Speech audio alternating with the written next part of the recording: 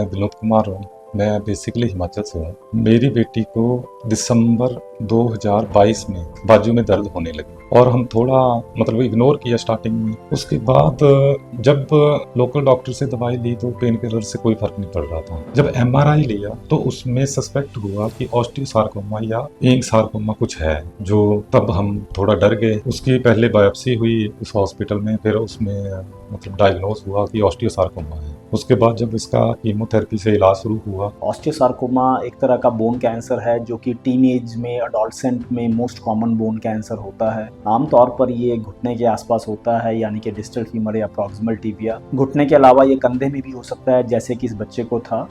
ये सो रही थी तो गद्दे पे थोड़ा इसको झटका लगा। उसके बाद इसके बाजू में स्वेलिंग आने लगी और इसकी बाजू काफ़ी मोटी सी हो गई। जब हम डॉक्टर के पास गए तो उन्होंने बोला कि ये पैथोलॉजिकल फ्रैक्चर है कुछ। जब वो पैथोलॉजिकल फ्रैक्चर होने की वजह से इसका जो है इसको प्लास्टर लगाना पड़ेगा।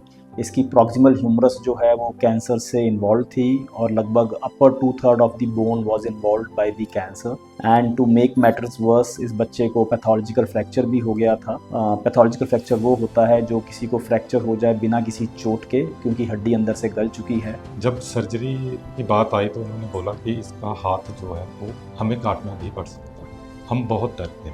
तो उसके बाद हमें पता चला डॉक्टर रजत गुप्ता के बारे में। Actually, there are very few centers in India who have the expertise and infrastructure to perform these kind of limb salvage surgeries. तो ये काफ़ी ज़रूरी हो जाता है कि हम सही समय पर एक सही स्पेशलिस्ट के पास जाएं, ताकि अननेसेसरली जो एम्पुटेशंस वगैरह एडवाइस होते हैं, जो उसका ट्रॉमा पेशेंट्स को मिलता है, वो अवॉइड हो पाए और हम लिम्ब सैल्वेज सर्जरीज कर पाएँ और पेशेंट्स सोसाइटी में अपनी नॉर्मल लाइफ जल्दी से जल्दी जी पाएँ। जब हम यहाँ पे आए तो डॉक्टर रजत गुप्ता ने एक फ्रेश एमआरआई लेने के लिए बोला। फिर उन्होंने कहा कि नहीं जी, मैं इसकी लिम्ब सैल्वेज सर्जरी करूँगा, जो कि हमें उस हॉस्पिटल में मना कर दिया था। उन्होंने बोला था कि ये आपकी बाजू को हम काट नहीं सकते हैं। इसको बाहर कहीं बोल दिया गया था कि आपका एम्पुटेशन होगा, आपका लिम्ब सेव नहीं हो सकता। लेकिन जब वो हमारे पास आए तो हमने उनके स्कैन्स वगैरह रिपीट किए और फिर हमने उसको एनालाइज किया और उसका सर्जिकल प्लान बनाया कि हम उनका लिम्ब सैल्वेज सर्जरी करेंगे, क्योंकि इस बच्चे को ऑलरेडी एक फ्रैक्चर हो चुका था और कीमो के बाद वो हड्डी थोड़ा सा टेढ़ा जुड़ गया था। तो इस बच्चे में जो दोनों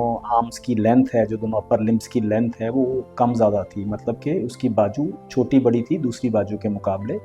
तो हमारा चैलेंज ना सिर्फ कैंसर की हड्डी को एक पीस में निकालना था, साथ ही साथ हमें कुछ इस तरह से रिकंस्ट्रक्ट करना था ताकि उसका जो लिम्ब लेंथ है वो इक्वल हो जाए, उसका हाथ जो है छोटा बड़ा ना हो।